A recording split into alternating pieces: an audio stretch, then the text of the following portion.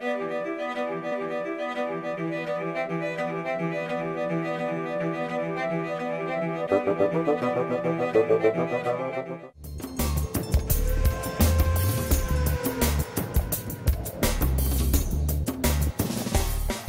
Qatar's capital, old traditions must find their place against a backdrop of rapid modernization.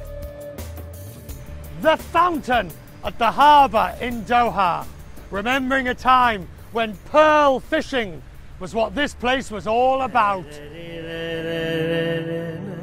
Then Qatar discovered oil and gas, and pearls in the water gave way to architectural pearls reaching into the sky. A beacon of glass and steel, the rise of Doha's West Bay business district. It says everything about the ambition of this tiny desert peninsula. Qatar is the world's largest supplier of liquefied natural gas, LNG, and is now the wealthiest nation per capita on Earth.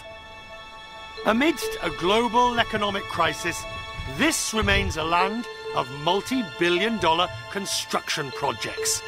An army of workers imported from the east dwarf the local population 5 to 1. And if many people struggled to pinpoint Doha on the map, that all changed when FIFA awarded Qatar the 2022 World Cup. Qatar! The Emir, Sheikh Hamad bin Khalifa Al Thani, and his wife, Sheikha Mosa, grasped another milestone in their country's evolution. Inside the city's landmark Museum of Islamic Art, I met the Emir's daughter, Her Excellency Sheikha Mayasa.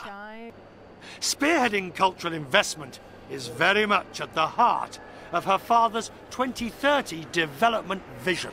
15 years ago, Qatar was in complete debt. We were in a very bad financial situation, and today we're one of the richest nations. So in order to channel these resources efficiently and effectively, the government has drawn out a 20-year plan in order to manage the growth and ensure that the future generations have what they need. I would say we're an emerging nation. We will have lots to offer when the World Cup comes in 2022. When the fans arrive in Doha for the World Cup, they will do so through a new international airport set to be completed this year. The World Cup final will take place in Lusail City, an extension of Doha City to the north, the future home of 200,000 people. And the core of the historic city centre will be rebuilt. In the next 5 years alone, $125 billion will fund nearly 200 projects. One of the best ways to see Doha's growth and appreciate the size and scale is from the sea, preferably on a luxury yacht. When do you expect all construction to be completed? Our anticipation by end 2015 it will be substantial.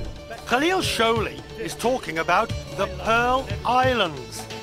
He's the managing director of the company building this Riviera-style development on a vast man-made island. So to somebody who says, well, Dubai's got the palm and the world's being built and there's the Pearl, what's the difference between here and the others? Or are you all playing a sort of a, I've got my islands too? I don't, in Qatar they don't play it this way. I believe that the Pearl Island is complementary to the development that we see in Dubai. Very much complementary because both attract traffic and attract foreign investment. But if you want to strike a comparison, I would compare between Cannes and Monte Carlo, and of course Qatar being Monte Carlo. That's my comparison.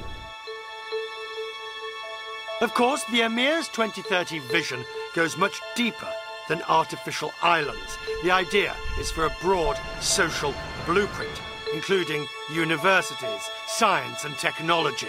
It's sowing the seeds of a knowledge-based economy. How much of it is driven by this idea that hydrocarbons and carbons won't last forever, but they are your gift to be able to build for the next century and beyond? Well, it definitely is our gift, because if it wasn't for the natural resources that we have, we wouldn't be able to do what we're doing today. But that doesn't mean to sit and say, okay, we've achieved it all. No, we have to think 20, 30 years from now, what happens when there's no carbon and no natural resources? What do we do? So this is why we're investing in research and science, and education.